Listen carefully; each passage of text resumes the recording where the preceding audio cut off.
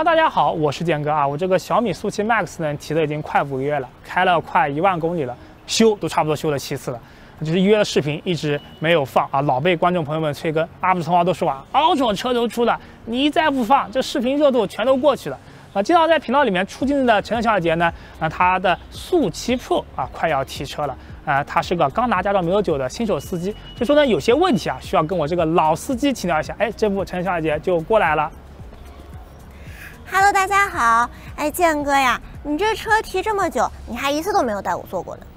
哎，这不能完全怪我呀。你像你平时拍视频，一般5、6点钟就走了，那我们8点钟才下班。你要是能拍到8点钟，哎，我下班了不就有时间带你去体验了吗？嗨，我还不懂你这些小心思，你就是想让我加班到8点。观众朋友们，这建哥是不是太欺负人了？哎呀，工作嘛，都是为了拍视频给观众们看嘛。哎，晨晨，你的车现在怎么样了呀？哎，巧了，我这刚好是前2天刚提的车，但是我还不是很敢上路，所以我就找了个教练，现在上路的时候陪我练习练习。啊，恭喜恭喜，也是尊贵的小米车主了。不过建哥，这提完车我真的有好多疑惑呀，比如说我这是要在家租个车位还是买个车位？那这个充电又怎么解决？是不是还要装电表？怎么申请？这些我都不是很懂，所以我就来请教请教你。哎，这些问题都好回答的。哎，我们先上车，一边开车一边和你说。啊，晨晨，我带你感受一下这个车的加速啊。我靠，这个真的摔到头了。就行了。好真实的反应。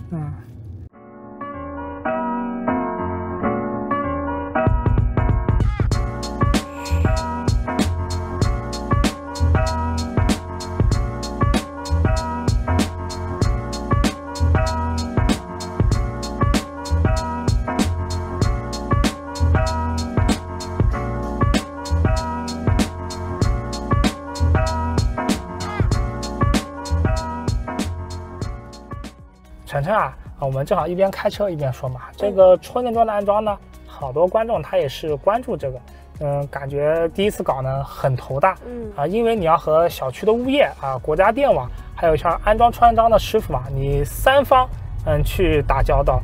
国家电网呢，它是给你安装电表的，这个它是免费的。国家电网它需要4个材料，你的4个啊，对，你的身份证明啊，身份证，然后你的固定车位使用证明。车辆证明就是你的那个购车发票什么的，然后还有这个物业同意证明。这个固定车位使用证明是什么意思呀？是不是我一定要买车位？别的地方其实不知道，像南京这边嘛，其实你租这个车位超过1年就可以了，就是你让安装充电桩师傅你去画一个什么设计图，提供一下什么安装的资质什么的，就一般物业的话他都会同意，不会卡你的。那这个充电桩应该怎么选啊？建哥，我看你好像直接就是买的小米的充电桩，我是不是跟你一块儿这样跟着你学就行了？哎，这个别提了，当时呢我也是偷懒，没有仔细研究，吃亏了。哎，我以为这个小米的车性价比还可以，那小米的配件我就都闭眼睛买了。哎，结果这个小米充电桩它也是别人代工的，还有那个溢价实在是太高了。嗨，建哥，原来你也会被套路呀！哎，这不就是像那个什么，有网友就是在网上看了这个推荐，说什么型号的笔记本性价比很高，就买了，然后加个内存固态，跑去厂家官方价什么原厂配置，贴个厂家的 logo， 这个价格啊就直接翻倍了。哎，这个就别提了。小米的充电桩呢，它分为2种啊，一种是22伏7000瓦的啊，一种是380伏3相电11千瓦的。就可能好多像老的小区嘛，它就只有220伏的这个电，就是它就只能装7000瓦的这个桩。当时我在国网 APP 里面申请的时候嘛，看到我们小区呢，它是有380伏，所以我就申请了11千瓦的。但是可能不少的老小区嘛，它就380伏的话，它就不太好去申请，因为380伏它那个电表实在是太大了，它就可能放不下。对，放不下。然后呢，所以说有的没有空间去给你装了，所以你得趁这个邻居啊，他还没有反应过来啊，你赶紧把这个380伏的那个电表给他去装了。我小区的那个电表它是直接拉到停车场的，它位置呢就比较的宽敞啊，所以说我就那个墙上的电表呢就可以去随便去安装了。这样，那我得回家赶紧先看看能不能装得下380伏。不过这个7千瓦和11千瓦差的很多吗？那这个其实也很简单嘛，你就像1个小时嘛，那7千瓦的话，它就是充7度电，那11千瓦的话，它就是充11度电，差的还是挺多的。你的那个车应该是94瓦时的电池，那就是20%充到70%的话，就是6小时，跟差不多9个半小时的区别。你的小区应该是才交付没多久，我感觉就是380伏应该问题不大。这不听着这个11千瓦的还可以，就是放着充1晚上就行了。哎，这个东西啊，你如果说就每天市里面开嘛，其实都还好，就是怕那种你突然的要去跑长途什么的，就是11千瓦的话，1个小时其实也只能充个50-60公里的续航，有的时候你要真赶时间的话，你还是得跑到外面的充电快充站去充，这样就感觉有点心疼钱。就像你一般像晚上10点到第2天的7点呢，这个电费的话，一般是南京是3毛7嘛，那其他时间大概是5毛7。你去外面的话，基本上都要1块钱起步了。所以说你充一次的话，其实就会差不少钱的。那像这种情况，我该怎么办呀？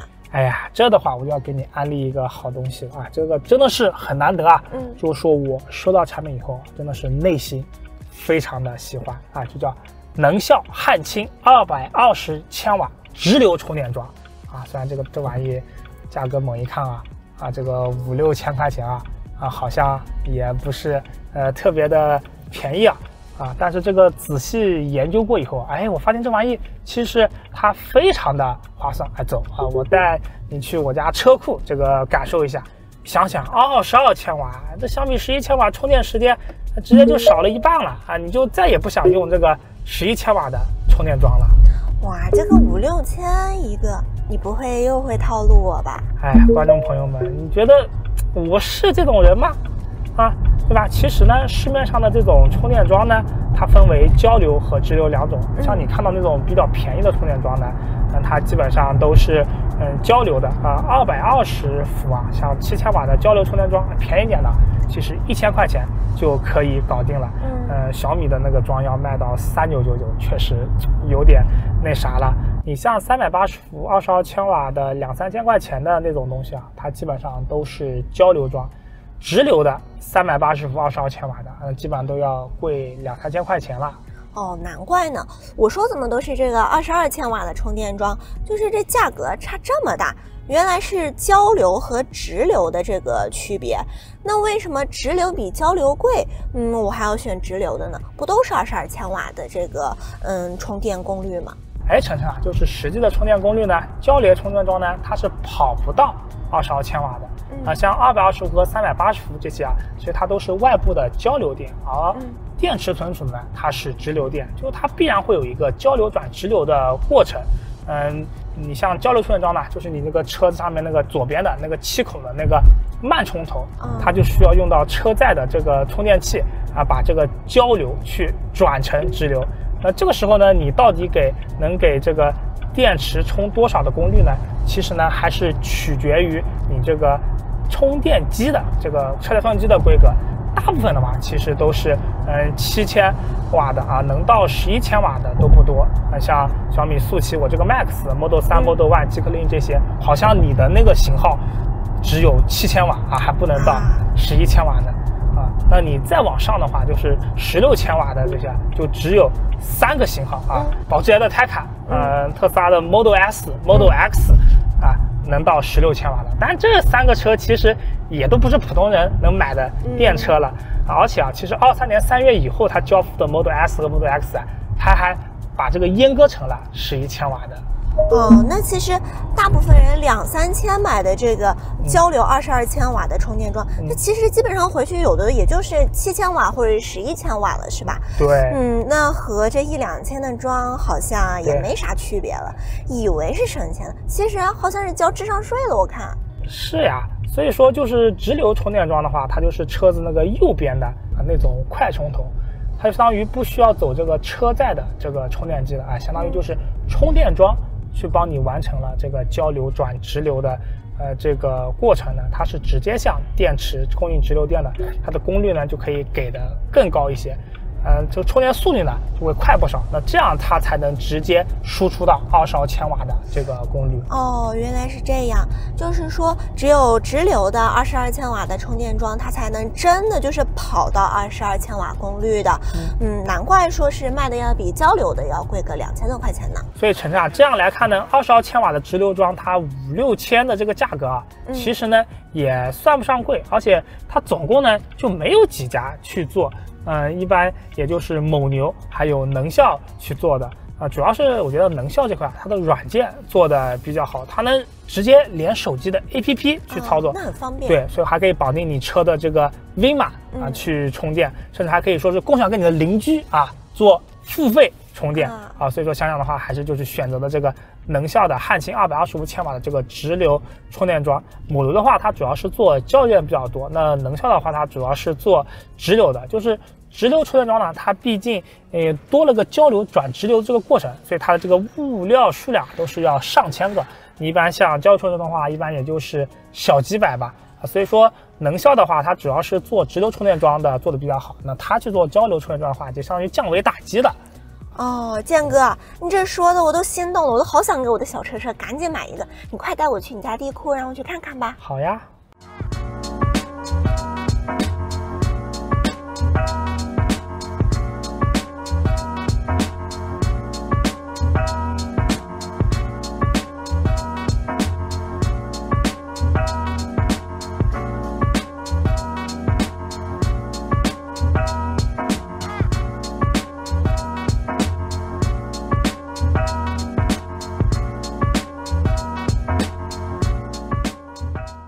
哇，这个充电桩好大呀，我感觉还挺漂亮的。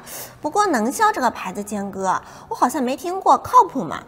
哎呀，这个呢，我可以理解你的担心，就是好多车主他就怕万一这个充电的时候把这个车给充坏了，那怎么办呢？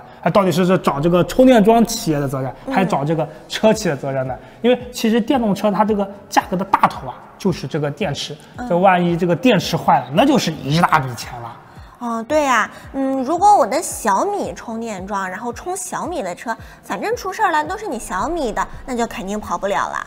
其实大部分车企充电桩呢，也是找别人代工的能效呢，其实它就是蔚来、小鹏、极客、宝马的充电桩供应商。极客呀、蔚来啊、小鹏呢，它有个20千瓦的直流充电桩，宝马的那个22千瓦的这个直流桩。其实就是能效去做的，就是他们的软件是车企他们自己写的。原来都是这个样子的。那这么看的话，能效这个22千瓦的直流桩性价比真的是挺高的。这个没办法，因为第三方充电桩它这个价格实在是太卷了。你要是贴了个原厂牌子，总有些不太在乎价格这个消费者他会去买的。可是我还是有点担心，万一充坏了，那该怎么办呀？那这个能效的充电桩呢，它都是有这个投放保险的经过第三方的这个机构去检测呢，如果检测是产品质量问题引起的人身伤害、财产损失的话呢，均会负责赔偿的。那还挺好的，我就放心了。晨晨我跟你讲，买了这个小米车就有个好，万一你的车出点问题，网友们都会帮你维权的。你要是拍个视频，就马上就火了不是说什么着火，就你的视频就火了马上这个小米还要出一个什么公告，巴拉巴拉的跟你来解释呢。那这玩意儿到底怎么用呀？我也不太会。你看这个旁边的充电桩，其实装的比我还晚呢。你看他这个人，这非要选一个这个靠墙的车位，停进去了，这个车门都靠墙了，不好开充电桩每次还要这个刷卡实在是太麻烦了。我2024年了还要刷卡，我可没听错吧？当时呢，小米那个什么桩就说是能跟车怎么联动比如说你这个车到了这个桩的旁边呢，就会自动解锁，然后取下充电桩，然后车上的那个充电盖呢，它还会自动打开什么的，然后什么车跟充电桩它能共用一个这个小米的汽车的 APP， 比较方便。但是呢，我用了这个能效的汉卿225千瓦的这个直流桩以后嘛，发现其实呢也能实现类似的功能，就是呢它有4种充电模式，就是默认的呢是即插即充就是说不管什么车我插上去了就直接充了那就是适合那种住什么大别墅的或者说它那种农村的，它自己有车库的。哦，就别的车也进不来，也不需要上锁，随便充都可以。哎，是呀。那然后呢，就是 APP 里面，就是你点手动点充电，它还可以绑定 V 码去充电。哦，就是只有绑定的车才可以充电，那这可比什么充电还要刷卡方便多了呢。但是呢，你想不到，就是有的车企啊，它就不开放这个 V 码，就给这个车主呢去使用这个第三方充电桩呢去增加困难。哦，这样感觉就有点小套路了啊。对啊，然后呢就是预约充电了，比如说晚上22点以后呢，它这个电价比较便宜，就可以设置一个22点为这个预约时间啊。比如说我今天21点到家了，哎，这个充电桩哎这边。哎，往上滑一下，哎，就可以进行一次22点的这个开始充电。另外呢，还有一些车企他们自己做桩的，就是他们会有一个所谓吹一吹所谓联动功能，就是说如果说检测到你这个桩啊拿起来了要插了，哎，就是它这个充电盖，哎，就是这样，它会自动的啊把它给升了起来。其实呢，这个也就是一个蓝牙或者说是频射模块就能实现的，只是说大部分的这些车企啊，它用的是一个专有的协议，就别的就第三方就没法去做了，就是几千块钱，相当于你多了一个就是能够自动拿桩这个提起盖的这个功能。那特斯拉的它的这个通讯协议呢，就是没有去加密，所以说特斯拉的车主呢，他就使用一些第三方的桩的话，那他就可以实现这个充电盖自动这个开启的功能。就是有的时候呢，如果说你附近有一堆的特斯拉，哎，可能你一拿桩，附近的特斯拉盖子全部都打开了。那这个场景我感觉还有点好笑呢。对啊，然后晨晨啊，你知道吗？就是能效汉氢22千瓦这个直流充电桩，让我最为震惊的是哪一点？就是它居然能够自动的帮我去赚钱。哇，这听起来让我这个小财迷好好奇啊！这什么意思？特斯拉不是出了个新车，你去上班，车子自动帮你跑出去出租，充电桩也能占，还能帮你出租吗？哎，差不多呢，就是这个意思。我可以把这个充电桩呢设置为一个共享的模式，就是说我可以设置一个这个充电的价格，这样的话呢，别人付钱呢也可以去使用了。我们小区嘛，车位不是比较多嘛，就是我完全可以在我自己不充电的时候嘛，哎，我去停到别的临停车位上，哎，让别人想充电的车来我的这个车位上去充。你看看啊，就像附近的那些快充啊，基本都要1块钱以上。小区里面如果有那些没有装充电桩的这些车主嘛，哎，我设这个夜间的补电，我收他个6毛钱一度，充个50度，也就是2个小时，哎，能赚个10块钱。虽然说没有外面那些120千瓦的那个充电桩要快，但是毕竟更加方便嘛，他们就不用跑这么远嘛，这波不就属于双赢了吗？好家伙，这还能这样操作呀？不过我觉得要是充完了，对方一直占着我的车位，他不走怎么办呀？哎，说是后续呢，他会通过 OTA 升级去设置一个这个占桩费的，啊，都是同一个小区的。你看我们小区的这个车位，它又很充裕，它没有必要去占着我的位置啊。其实呢，我还问了一些这个能效汉氢22千瓦直流充电桩这些车主呢，他们去开这个邻里共享的，倒也不是说完全是为了去赚钱，就是说你这个充电的功率嘛很高嘛，那邻居看到了，他心里痒痒，他也想用啊。如果免费用你的电，好像又太亏了啊，索性呢就让这个邻居去扫个码去付钱了，也算是方便大家啊，属于双赢了。你自己开通邻里共享功能呢，还会上线到百度地图跟高地图上，让别的车主也方便去搜到啊。甚至说能效呢，它还出了这个共享合伙人的项目。就是说，能效它能免费提供这个邻里共享版的这个充电桩啊，营收呢和车主进行平分。1年内，如果说这个能效电器它收回了这个充电桩的成本之后呢，那后续的这个收益呢就全部是车主了啊。收满的话就是要补交差价，要么就说是继续去共享运营。不过这个活动其实给的都是交流桩啊，因为交流桩本身的这个成本不是特别贵的。如果说要是直流桩要1年回本，哎呦，这个压力实在是太大了。哎呀，好了，我感觉我这都被你安利的，也想买这个能效汉氢22千瓦直流充电桩了。啊，是。不过呢，晨晨啊，你在安装充电桩的时候呢，还需要注意一下，就是说，如果你找这个车位的时候呢，就尽量要选一个离电表区比较近的这个车位的。一个说，如果说你这个线拉的太长的话呢，那本身它的安装费用呢就要增加不少。就有些人如果拖个100米的这个线的话，那这个线钱可能就要上千了。而且线路的本身呢，它也是有线损的，就是长此以往呢，你就会要花一些冤枉钱了。当然，可能就是说你这离电表比较近的车位呢，离你家就比较远了。那这个怎么看就是要你自己去取舍了。那其实呢，我像我这样，我这个电表跟这个充电桩也就是隔了一堵墙啊。小米当时安装的时候呢，它只有0米和30米的这个线材选项。哎呀，我像这样靠得很近的就有点亏了，就实际可能只用了5、6米的线材。那好多别的厂家安装时候呢，它为了压价格呢，它都是线材就是5米一个档。啊，我就是安慰自己嘛，就是说，这个我这样呢就线损比较少，就是我万一把这个30米的线材都用完了，看似好像是我赚了，但是我电费方面不就是亏了吗？哎呀，你这说的我得赶紧回家去看看这个车位有没有离电表近的了。今天啊，还真是谢谢建哥给我讲了这么多关于充电桩的东西，这能效汉芯22千瓦直流充电桩，感觉真的很不错。要是我家小区能装这个380伏的话，我回去啊赶紧装一个，说不定还能赚钱呢。哎呀，你真是一个小财迷啊！那今天节目也不知道看了我们今天的视频，你是否会为你的电动车选择一款能效汉芯22千瓦直流充电桩呢？欢迎留言弹幕与我们交流。别忘了帮点小点个赞，因为我们是全职 YouTuber， 你们点赞都非常重要，一定要记得点个赞哦。我想了解更多电脑精华，可以关注微信公众号传个CLK。又想购买电脑的话，给老好点超公的数码，或者淘宝上面超完课。这超完课我是建哥，我是晨晨，我们下期见，拜拜。